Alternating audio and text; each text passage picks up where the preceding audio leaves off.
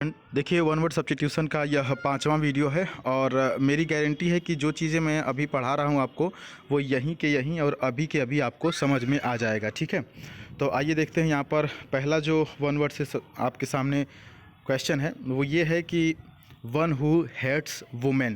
देखिए, क्वेश्चन इसी प्रकार से पूछता है और डियर स्टूडेंट, आप बिलीव कीजिए यह क्वेश्चन भी आपके एग्ज़ाम में पूछा जा चुका है ना। वन हु हेट्स वुमेन यानी कि जो महिलाओं से क्या करता है, नफ़रत करता है। एक चीज़ याद रखिएगा कि किसी भी शब्द के शुरू में अगर मीसो शब्द लगा है, MISO, तो इसका मतलब होता है हेट करना यानी कि नफ़रत करना। तो अच्छा, गाइन शब्द भी जो लगता है ना, गाइन, यहाँ पर GYN लिखा है ना, तो गाइन का मतलब होता है औरत या किसी भी मतलब वुमेन से रिलेटेड। तो वुमेन से रिलेटेड दुश्मनी यहाँ पर समझ में आ गया ना। इंग्लिश को समझना सीखिए। मीसो का मतलब होता है नफ़रत करना और गाइन का मतलब होता है औरत। तो यानी कि औरत से नफ़रत करने वाले को मीसो गायनिस्ट कहते हैं। क्या कहते हैं? मीसो गायनिस्ट। तो ऑप्शन नंबर क्या सही हो जाएगा यहाँ पर? ऑप्शन नंबर डी सही हो जाएगा ना इस हिसाब से। चलिए आगे, बाकी के ऑप्शन भी आप समझना चाहेंगे। यहाँ पर देखिए, ऑप्शन नंबर ए में लिखा हुआ है ना, फिलोन्थ्रोपिस्ट। फिलोन्थ्रोपिस्ट का मतलब होता है जनहितैषी यानी कि लोगों की भलाई चाहने वाला। एस्थेटिक का मतलब क्या होता है? एस्थेटिक का मतलब होता है तपस्वी। और मिसोगैमिस्ट का मतलब क्या होता है? मिसोगैमिस्ट का मतलब होता है विवाह से घृणा करने वाले। कुछ लोग ऐसे होते हैं ना जो विवाह नहीं करना चाहते हैं, विवाह से नफरत करते हैं कि भाई हम विवाह नहीं करेंगे। ऐसे लोगों को मिसोगैमिस्ट बोलते हैं। ठीक है, अच्छा, इसको मीसो भी पढ़ते हैं, कुछ लोग मीजो भी पढ़ते हैं, तो मीसो ही सही है। ठीक है, चलिए नेक्स्ट जो है कि a system of naming things, यानी एक ऐसा सिस्टम जिसमें कि नाम रखा जाए, है ना। नाम रखने की पद्धति क्या कहते हैं? नाम रखने की पद्धति, नाम पद्धति भी बोलते हैं। और इसमें ऑप्शन नंबर क्या हो जाएगा? डी सही हो जाएगा। नाम रखने की पद्धति को क्या बोलते हैं? नमन क्लेचर। क्या बोलते हैं? नमन क्लेचर, नाम रखने की पद्धति को। ठीक है, बाकी अदर ऑप्शन देख लीजिएगा। ऑप्शन नंबर ए में दिया हुआ है हॉर्टिकल्चर। हॉर्टिकल्चर का मतलब होता है बागवानी। ठीक है, और मिनिएचर का मतलब क्या होता है? ऑप्शन नंबर बी में मिनिएचर का मतलब होता है छोटे आकार का। जेनोसाइड, ऑप्शन नंबर सी में लिखा हुआ है जेनोसाइड। जेनोसाइड का मतलब होता है नरसंहार। ये भी काफ़ी इंपॉर्टेंट है, जेनोसाइड पूछा गया है। चलिए नेक्स्ट देख लेते हैं। रेज्ड पैसेज वे इन अ बिल्डिंग, यानी कि एक बिल्डिंग में आप देखते हैं कि एक उठा सा जगह होता है जिसको आप हिंदी में क्या कहते हैं? एक रास्ता नहीं होता है बालकनी टाइप में, है ना, उसी को बोलते हैं वॉकवे। ऑप्शन नंबर ए से हो जाएगा वॉकवे। बाकी देखिए, वॉकआउट का मतलब होता है हड़ताल करना या विरोध करना। वॉक अबाउट का मतलब होता है सैर करना। और वॉक ओवर का मतलब क्या होता है? वॉक ओवर का मतलब क्या होता है बताइए? आसानी से जो जीत जाए उसको वॉक ओवर बोलते हैं। नेक्स्ट देखिए, बहुत ज़्यादा इंपॉर्टेंट है और एयरफोर्स में बहुत बार पूछा गया है और आपको पता भी होगा, बहुत से बच्चे इसको जानते भी होंगे। A cure for all diseases, यानी कि एक ऐसा इलाज। अ क्योर मतलब क्या होता है? क्योर मतलब इलाज। एक ऐसा इलाज या ऐसा उपाय जो सभी रोगों के लिए हो। इसको एक शब्दों में पैनिसिया कहते हैं। ऑप्शन नंबर बी सही हो जाएगा। पैनिसिया का मतलब होता है रामबाण। कहते हैं ना कि दवाई ले जाओ और यह दवाई जो क्या है, रामबाण है, सभी रोगों के लिए यह काम करेगा। ठीक है, चलिए बाकी के ऑप्शन देखते हैं। यहाँ पर ऑप्शन नंबर ए में लिखा हुआ है लैक्सेटिव। लैक्सेटिव का मतलब होता है रेचक औषधि। और एंटीडोट ऑप्शन नंबर सी में लिखा हुआ है। एंटीडोट का मतलब होता है विषहर, जो विष को काट दे। ठीक है, ऑप्शन नंबर डी में परगेटिव लिखा हुआ है। परगेटिव का मतलब क्या होता है? जुलाब। जुलाब समझते हैं ना। चलिए नेक्स्ट क्वेश्चन आपके सामने है, या नेक्स्ट वन वर्ड कह लीजिए। लिखा हुआ है कि one who can not speak. देखिए, कुछ लोग ऐसे भी होते हैं ना जो बोल नहीं पाते हैं, तो उनको क्या बोलते हैं? डीफ का मतलब तो क्या होता है? बहरा होता है ना। डीफ का मतलब बहरा होता है, डम बोलते हैं। अच्छा, इसको डम ब नहीं पढ़ते हैं। इसमें क्या होता है? इसमें बी साइलेंट होता है, डम पढ़ते हैं। इसको क्या पढ़ते हैं? डम।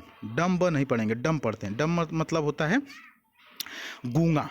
ठीक है, एक चीज़ और जानिए अलग से कि जो लोग गूंगे होते हैं ना, वो लोग बहरे भी होते हैं, क्योंकि अगर वो लोग सुनेंगे बात को और बोल नहीं पाएंगे तो घबरा करके मर जाएंगे। इसलिए जो लोग बोलते नहीं है ना, वो सुन भी नहीं पाते हैं। समझ रहे हैं?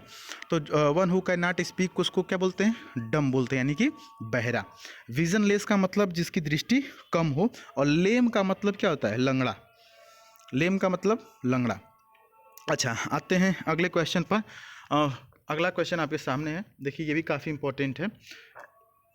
Pertaining to cattle. कैटल का मतलब मवेशी होता है। मवेशियों से संबंधित चीज़ों को बोवाइन कहते हैं। क्या बोलते हैं? बोवाइन। ऑप्शन सी से हो जाएगा। कैनाइन का मतलब क्या होता है सर? कैनाइन का मतलब होता है ना कुत्तों से संबंधित। कुत्तों से संबंधित। फिलाइन का मतलब होता है बिल्ली से संबंधित। और वोमिनस का मतलब क्या होता है? वोमिनस का मतलब होता है घिनौना।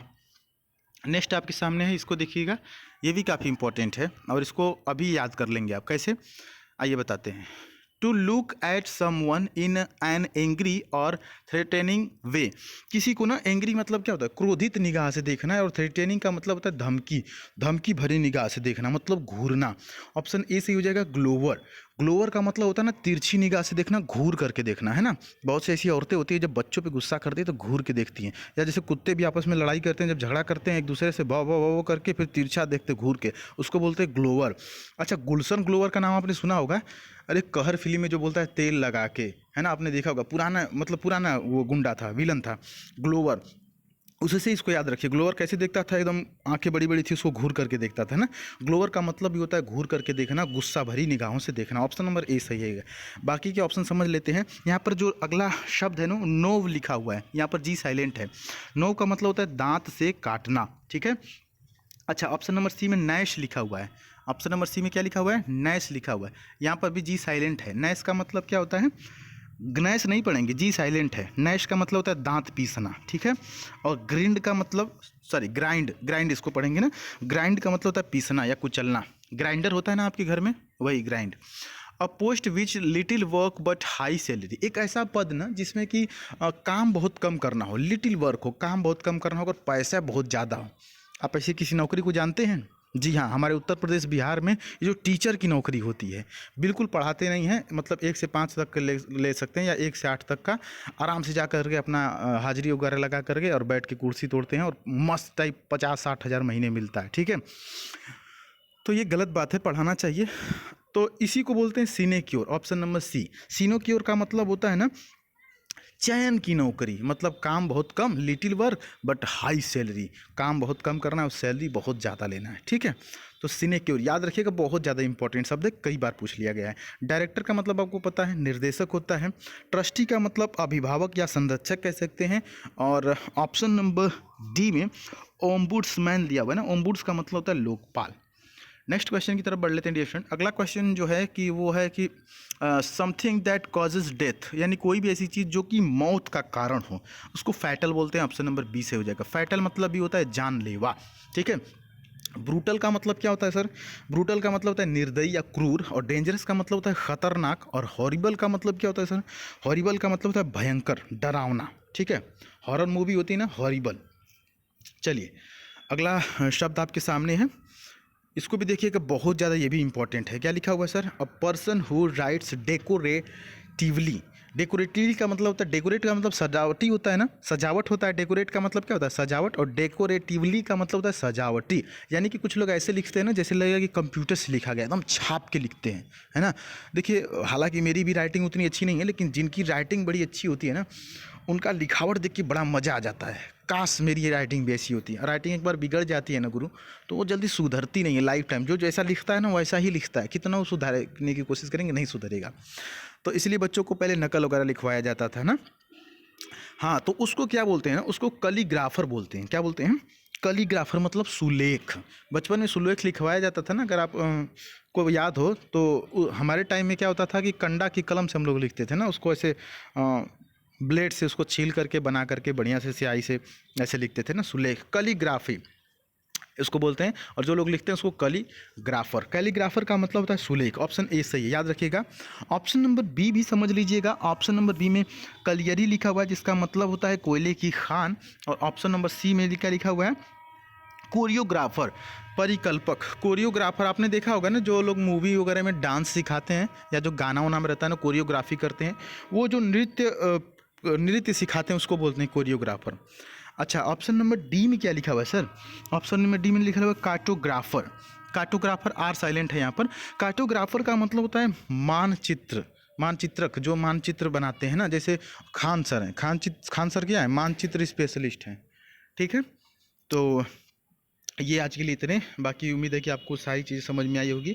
और एक चीज़ और बताते हैं कि अभी देखिए जैसे कि एग्ज़ाम करीब आने वाला है, तो हम ऐसे ही वन वर्ड की सीरीज़ आपको डेली दोपहर में देते रहेंगे, और 1-2 दिन में हम ईडीएम की भी सीरीज़ शुरू करने वाले हैं ना, तो ईडीएम वगैरह भी आप ज़रूर पढ़िएगा। और मॉक टेस्ट देखिए अभी एक चीज़ और हम बताते हैं ना कि इसी चैनल में आप चले जाएंगे ना, तो फिक्स्ड प्रीपोजिशन वाली एक प्लेलिस्ट है, ठीक है, फिक्स्ड प्रीपोजिशन वाली, आप उसे एक बार ज़रूर देख लीजिएगा, क्योंकि आपके एग्ज़ाम में ना फिक्स्ड प्रीपोजिशन से बहुत सारे क्वेश्चन पूछे जाते हैं, तो उसको आप लर्न कर लीजिएगा। और बाकी चीज़ों के लिए मिलेंगे अगली वीडियो में। कोई भी डाउट हो तो पूछ लीजिएगा, कोई भी चीज़ नहीं समझ में आएगा तो भी पूछ लीजिएगा। चलिए तब तक के लिए जय हिंद, वंदे मातरम।